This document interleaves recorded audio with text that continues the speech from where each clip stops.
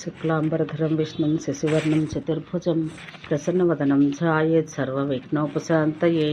కంచు విగ్రహాన్ని ప్రతిష్ఠించు విధి. వరాహ భగవానుడు ఇట్లా చెప్పాను. సుందరి, కంచు ధాతువు చేత స్వచ్ఛమైన సుందరమైన అన్ని శరీరాంగాలచే పూర్తిగా సంపన్నమైన విగ్రహాన్ని తయారు చేయించి జ్యేష్ఠ నక్షత్రమందు ఆ విగ్రహాన్ని ఇంటికి తీసుకుని వచ్చి మంగళ వాయిద్యాల ధ్వనితో దాన్ని ప్రతిష్ఠ చెయ్యాలి.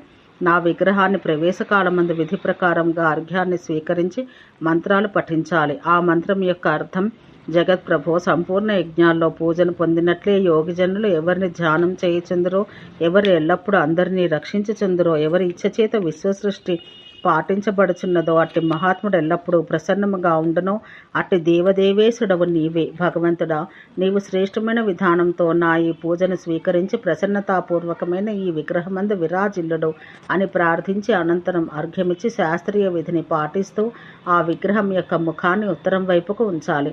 ప్రతిష్ఠా సమయమందు పంచగవ్యం ఇంకను అనేక విధాలైన చందనం, లాజలు, మధువుతో గల 4 కలశాలను స్థాపింప చేయవలసిన విధి. పవిత్రాత్మలు గల పురుషులకు సూర్యాస్తమయం తెలుసుకొని ఆ ప్రతిమను పూజ చేయుటకు అవసరముగా ఏర్పాట్లు చేసుకోవాలి. వెంటనే భగవాను నివాసం నిమిత్తం శుద్ధ కలశాన్ని పైకెత్తి విగ్రహానికి దగ్గరగా తెల్లని నామాలలో ఓం నమో నారాయణాయ అని చేసి ఉంచాలి. ఆ తర్వాత అంగముల యొక్క మంత్రములు చదవవలను. పవిత్రాత్ముడైన పురుషునికి సూర్యాస్తమయమైన తర్వాత నా ప్రతిమను పూజ చేయవలసిన భావంతో అచటనే ఉంచివేయవలను. దాని వెంటనే భగవన్ నిమిత్తం ఆ శుద్ధ కలశాన్ని పైకెత్తి విగ్రహం వద్ద ఓం నమో నారాయణాయ అని పలికి ఉంచివేయవలను. తర్వాత చెప్పబోవు మంత్రాన్ని పఠించాలి. మంత్రం యొక్క భావం, భగవంతుడా, బ్రహ్మాండం ఇంకను యుగం యొక్క మొదలు తుది నీ రూపం నీవుగాక ఈ విశ్వమందు మరేమీ లేదు. లోకనాథ, ఇప్పుడు నీవిక్కడ వచ్చి ఉన్నందున ఇచ్చటనే శాశ్వతంగా విరాజిల్లుము. ప్రభు, నీవి ప్రపంచ రూపంలో వికారము, పరమాత్మ రూపమందు నిరాకారం, నిర్గుణుడ ఒకటిచే ఆకార శూన్యమగుచున్నావు. అట్లే విగ్రహ రూపంలో ఉండుటచే సాకారం కూడా కలవు. నీకు ప్రణామములు. పృథ్వీ, 2వ దినం ప్రాతకాలమందే సూర్యోదయమైన తర్వాత అశ్విని, మూల లేక 3 ఉత్తర నక్షత్రయుక్త ముహూర్తయందు పూర్వోక్త విధానం అనుసరించి నన్ను మందిరం యొక్క ద్వార ప్రాంతమందు స్థాపించాలి. అన్ని విధాలైన శాంతి చేయుట కొరకు జలము, గంధము, పండ్లు, ఫలములతో ఓం నమో నారాయణాయ అని ఉచ్చరించి ప్రతిమను లోపలికి తీసుకొని పోవలను. కలశముల యందు చందనంతో కూడిన నీటిని నింపి అభిమంత్రించాలి. మరలా అదే నీటితో విగ్రహానికి స్నానం చేయించాలి. సర్వాంగములను శుద్ధిపరచుట కొరకు మంత్రపూర్వక జలాన్ని ఆవాహన చెయ్యాలి. మంత్రం యొక్క భావం, పురుషోత్తమ నీకు నమస్కారం, భగవంతుడా నీకు నమస్కారం. భగవాన్, సమస్త సాగరాలు, సరస్సులు, సరోవరాలు, అట్లే పుష్కరం మొదలుగా ఎన్ని తీర్థములు కలవో అవన్నీ ఇచ్చటకు రావలను. ఆ జలములతో నీ అంగములు శుద్ధములు కావలను. ఇది జరుగుటకు నీవు నాపై దయచూపుము అని పలకవలను. ఆ పిమ్మట ఉపాసకుడు భక్తిపూర్వకంగా ప్రతిమకు స్నానం చేయించి అర్చన చేసి గంధ ధూపదీపాలు మొదలగు వానితో పూజ చేయించి వస్త్రాలు సమర్పించాలి.